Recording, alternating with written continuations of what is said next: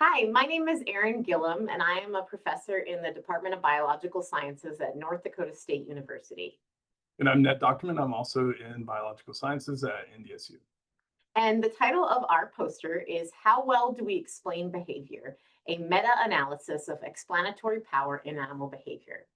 So, when we study animal behavior, we are often looking for generalizable patterns across taxa and different ecological levels.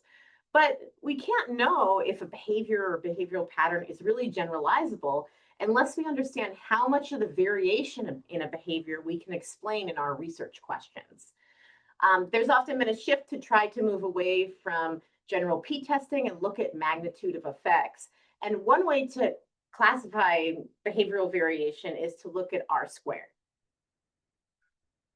So we were interested in knowing how well we explain behavior. And so based on R squared, how much of the variation in behavior we're actually explaining. So to attempt to address that question, what we did was we downloaded 100 papers that provided data from each of the three major behavioral journals. So animal behavior, behavioral ecology, and behavioral ecology and sociobiology.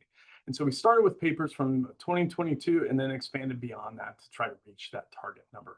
Once we had all of these papers downloaded, we first verified that their data was available and then moved through them based on a variety of inclusion criteria, which you can see up here in our poster.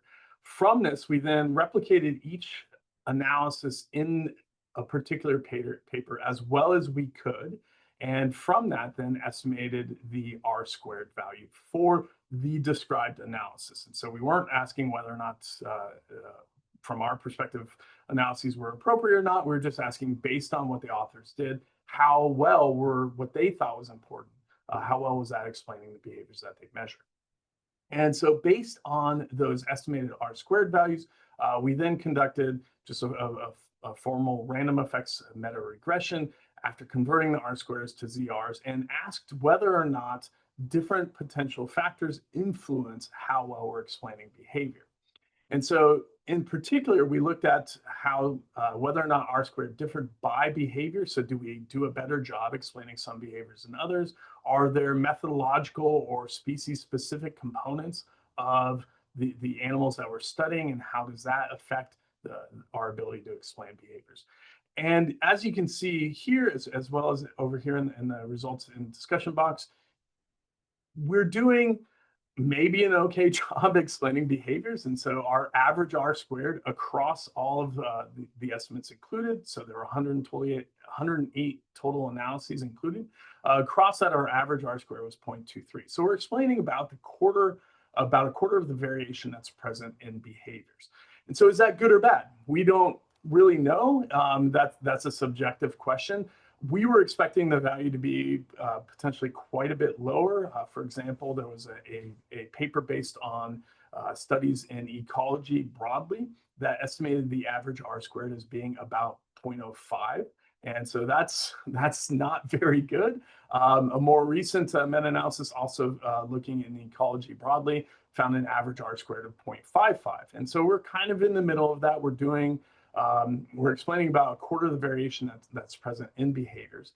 Importantly, though, across that average, if we look at our different behaviors, we do see some variation present. We're explaining, say, for example, mating behaviors more well than we are, for example, just parental effort.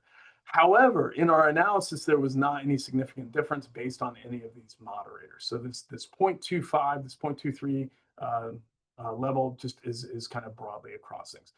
There also were no differences between taxa. So if we group things as vertebrates or invertebrates, there was no significant difference in how well we're explaining there. But it is worth noting that there is a substantial amount of bias in regards to the representation of different groups within our data set. And this resembles the same sort of bias that we see more broadly in animal behavior as documented by Rosenthal et al. In 2017. So are we doing a good job? Who knows? Seems better than we thought. So one thing you might be asking is that, oh, you seem to say you're going to do 300 papers for this study and you've only done 25. That's not many. Well, what we have found is that this type of reanalysis is very time consuming. A single paper generally has multiple analyses that have to be recreated, and then you have to go the extra step to run repeater.